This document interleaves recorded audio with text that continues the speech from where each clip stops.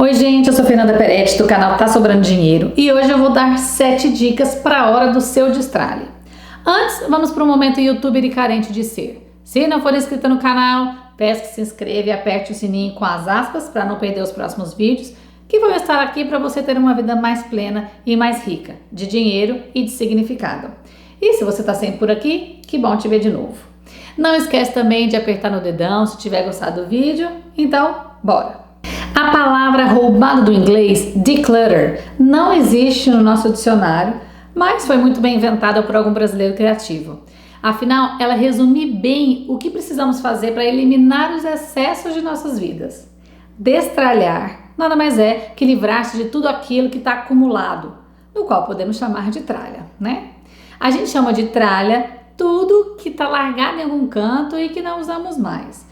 Por isso é inútil e só serve para ocupar espaço. Um pesquisador chamado David Tolley, da Escola de Medicina da Universidade de Yale, quis descobrir o que acontece no cérebro dos acumuladores, que são pessoas que têm a síndrome do paciente acumulador, também conhecida como síndrome de Diógenes, que é caracterizada pelo descuido pessoal, pelo descuido de onde a pessoa mora, sua casa, né? Incluindo um abandono de convívio social, essas pessoas se isolam, assim como o comportamento de acúmulo de objetos e ou animais. A conclusão desse trabalho de pesquisa foi que os acumuladores não necessariamente precisam manter o que têm porque amam aqueles objetos. Na verdade, eles apenas evitam decidir o que fazer por causa do medo extremo de tomar a decisão errada jogando fora essas coisas e o medo de precisar delas depois. E esse trabalho estudou de fato o cérebro dessas pessoas. Portanto, em não tão alto grau, esse é o motivo de mantermos tantas coisas acumuladas e não conseguimos nos desfazer delas. Pelo simples fato de acharmos que um dia vamos precisar, utilizar ou querer fazer uso dessas coisas. Acontece que precisamos levar em conta muitas coisas para tomarmos essa decisão. Afinal, mudamos de opinião, mudamos de gosto, de idade, de interesse e de prioridades o tempo todo na nossa vida. E quer saber? Dificilmente voltamos atrás. Afinal, a gente só tende a evoluir. Por isso, antes de começar a destralhar, de desfazer de muitas das suas coisas, é preciso ter isso bem claro em sua mente, para que o processo seja leve e não cause incômodos ou arrependimentos severos. Então, eu vou dar 7 dicas que foram muito valiosas para o meu destralhe. Levando em consideração que as pessoas são diferentes, é bom deixar claro, essa experiência foi muito positiva para mim. Às vezes alguém levou mais ou menos tempo para fazer isso. Eu já falei que eu não me considero uma minimalista, mas utilizo bastante os conceitos do minimalismo e um deles foi fazer o destralhe na minha vida. Começando pelas coisas, que eu acho que é o mais fácil deles. Dica número 1. Não se desfaça de tudo de uma vez só. Quando eu comecei, fui direto no meu guarda-roupa, local que a maioria das pessoas começa por saber que lá existe muita coisa parada, então é o local mais fácil. Eu separei as roupas em 6 pilhas. E isso vocês podem utilizar para outras coisas também, mas vou exemplificar no guarda-roupa. As pilhas eram ficar, consertar, doar, vender, pensar e apego emocional. Vou explicar cada uma delas. Na pilha de ficar, são as roupas que você ainda gosta e usa com frequência. Ok, volta para o guarda-roupa. A pilha de consertar são as roupas que você também quer que fiquem, mas que estavam paradas esperando consertar por conta de algum defeito, da necessidade de fazer algum ajuste ou da possibilidade de customizar uma peça que você goste muito, mas que não consegue mais usá-la na sua versão original. Sabe aquele vestido que você ama, mas que não faz mais sentido usar por N razões? Ou porque tá curto, ou porque manchou, ou porque rasgou em alguma parte. Que tal cortar e fazer uma blusa dele? Né? Há de se pensar. A pilha de doar, já tá claro. Separe para doar para pessoas que você conhece e que precisem e para instituições ou locais que você sabe que são carentes. Sim, você é obrigada a doar. Afinal, sempre vão existir pessoas que possuem menos que você. Doar faz bem para você e para quem recebe. A pilha vender é opcional. Afinal, para se vender uma peça, ela precisa estar em perfeito estado de conservação e tem que haver um esforço. Ou anunciá-la ou levá-la a um brechó. Aí a decisão é sua. Afinal, uma grana extra é sempre bom. A pilha pensar foi a que me deu mais trabalho. Afinal, eram peças que eu não usava muito, mas que eu poderia vir a usar. E na dúvida, ao invés de voltá-la para o guarda-roupa ou de abrir mão delas, eu deixei em uma caixa durante um ano, para poder passar por todas as estações e situações. Se eu lembrasse e precisasse de alguma peça, ela voltaria para o meu guarda-roupa. Caso contrário, ela iria embora. Eu ainda utilizo essa caixa. Tem coisas que a gente tem dúvida. Para não sofrer, essa tática super funciona. E você acaba se desfazendo somente quando tem certeza. Aí não há arrependimento e nem a necessidade de comprar novamente algo que você já tinha. A pilha apego emocional é pequena e tem que ser, mas eu criei ela para facilitar algumas questões. Hoje eu não a uso mais, não vejo mais necessidade.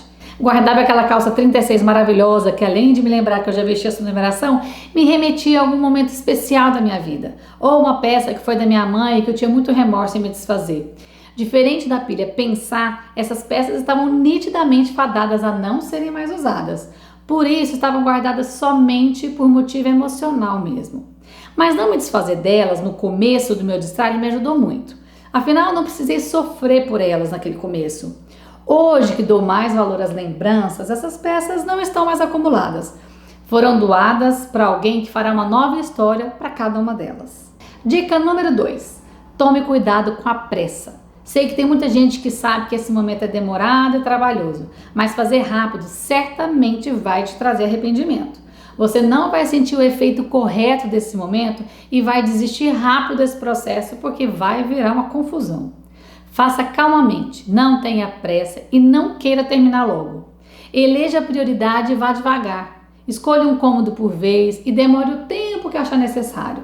Eu levei mais de um mês por cômodo e às vezes passava para outro para poder desopilar um pouco, para depois voltar para aquele de novo.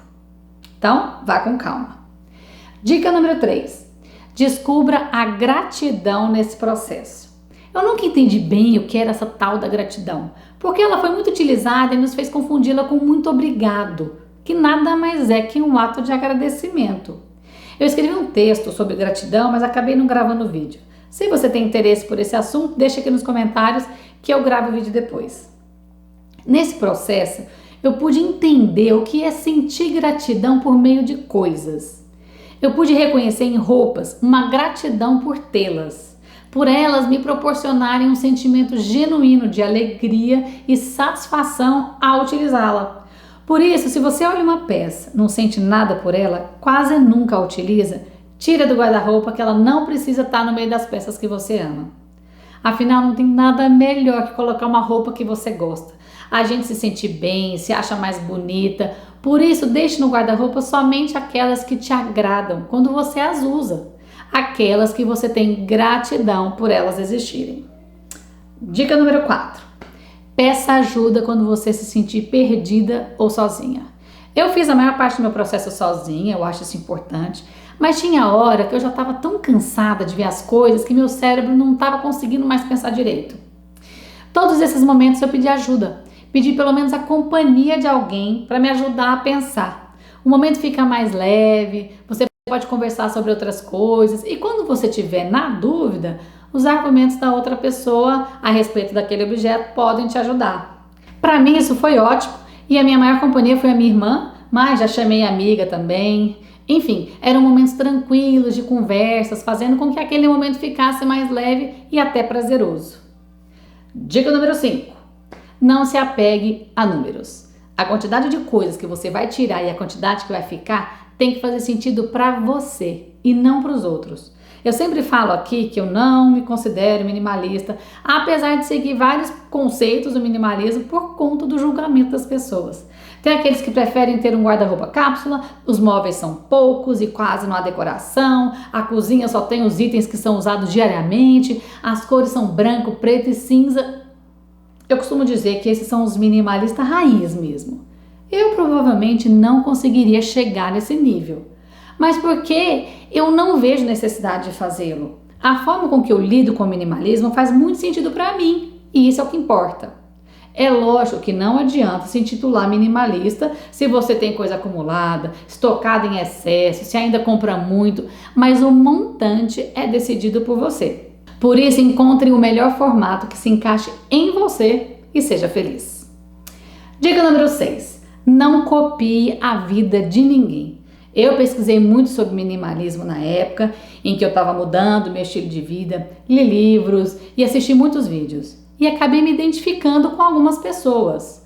Uma delas, muitos de vocês conhecem, que é a Rê Nunes. Quem não a conhece, vou deixar linkado aqui no canal, aqui embaixo no box de informação, o canal dela, vai lá que vale a pena. Dentre outras youtubers. Mas em momento algum eu copiei o estilo de vida delas, ou o que elas possuíam ou não. Essa foi uma decisão minha, baseada nas experiências delas. Usando a Rê como exemplo, a vida dela é bem diferente da minha. Ela não tem filhos, mora em apartamento, não tem carro. Já eu tenho 2 filhos, moro em casa, tenho carro. Então, por mais que eu tenha me identificado com ela, minhas coisas e minhas decisões foram baseadas na minha essência. Compartilho de várias opiniões iguais às dela, mas a minha vida não se parece em nada com a dela. Por isso, exemplos e dicas são muito valiosos, mas eles têm que fazer sentido na sua vida. Adapte aquelas vidas à sua realidade, ok?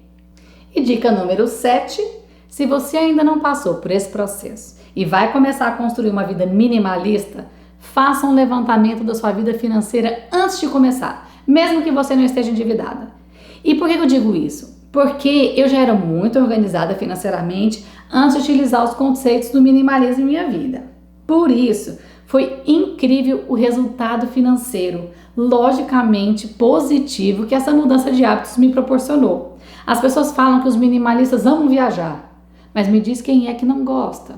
Por isso, quando eu reduzi minhas coisas e meus hábitos de consumo, de compra, eu percebi numericamente como estava sobrando mais dinheiro e acabei investindo basicamente em 3 áreas da minha vida. Uma parte eu mando para o meu futuro, para minha aposentadoria, uma parte para os estudos dos meus filhos, que também é para o futuro, e a outra para as minhas viagens. Fora a economia do dia a dia que deixou a vida mais simples e mais barata. Por isso que meu canal recebe esse nome. Eu quero que você estruture sua vida para que no final do mês sempre sobre dinheiro. Por isso, se você fizer esse levantamento antes de começar o processo e fizer um levantamento depois, você vai perceber o quanto que mudou financeiramente a sua vida por ter passado por esse processo. E isso é muito saudável, é bom você saber que algo que você se empenhou tanto teve um resultado, tanto emocional como financeiro. Bom, essas foram as 7 dicas que eu achei importante compartilhar com vocês. Acredito que se você ainda não passou por esse processo, mas tem essa vontade, essas dicas podem te ajudar a organizar esse começo. Depois que você estiver no processo, vai ver como as coisas fluem de forma mais natural e você vai adaptando as etapas da sua maneira. Se você tem dificuldade em alguma coisa, me deixa aqui nos comentários que eu posso gravar um vídeo falando especificamente sobre isso. E se ficou alguma dúvida, me deixa aqui também nos comentários que eu te respondo. Desejo a você muita calma, muito desapego emocional com as coisas e novas e divertidas emoções. Fui! Um beijo!